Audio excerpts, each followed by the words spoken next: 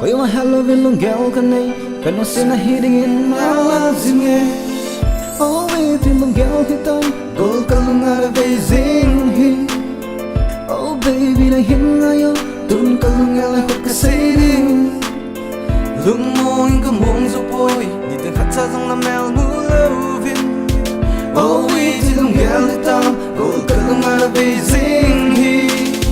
Cô là hát thì nghe lung gel say nghe cả đại là ngài hello lung say cả chân là hi biết tin lung gel nghe lung gel tao nan te lung neo đừng hello hay luôn là đi ngài hi thì say cả tim mà chém là lung ngã quay ding in cả lung say năng là hiền hung loạn dừng đinh cả hi lại lên hung tao nan te lung neo đừng hello thì nạn là hết dừng đinh cả lung say năng là hi thì say cả gel cả say cả lung ngã cô là hiền lung ngã mò đầy mang điên lung ngã mà hi helin là đây là hi lệ cả con mà say ding in mỗi lung neo na day bang si jing in lugu ang koy lodin ki dating ngay lahin kasi na ngay jing em lunga na koy jing nam iti na gel hitam lu si ka pi na hi patong kha na hello hin khuwa ri na hi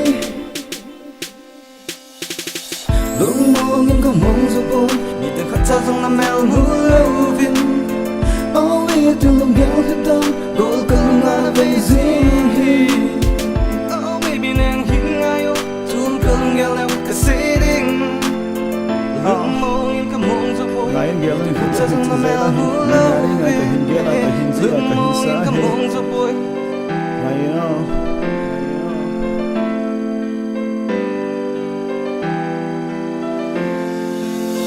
Koy ma hello vin lung gel kanai kanu sen hiding in na lang zinge. Oh wait till lung gel hitam gol kalung ara bay zing hi. Lung mong ka mong zo ko ni te khat cha jong na mel mu lovin. Oh wait till lung gel hitam gol kalung ara bay zing hi. Bukan kuah hin, nunga azar tam, sulon na low, nunga nu gola he, bai khan na hile, nunga azola nomin, karhoy na hile, nunga mial hoy atom, service na hile, he odi ding atomin, sumchoy na hile, na loy na golden tam, he hom na hile, na ngai ding atomin, ganthe na hile va, na ngai ding al home, bo the nunga hi, tu lai nunga hi, nu se ka chan lang va, tu lai nung gel bangin, lung hin gel lo zen oh. Ta keep on the lake alone hurana But till let me dini Go lang in na hong lang zing zing Go lang na hin ko hi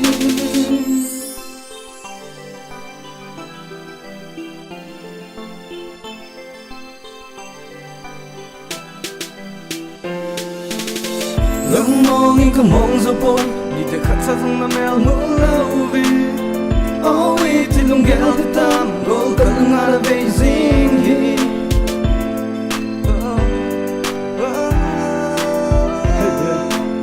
Koy ma hello vin come you like crazy.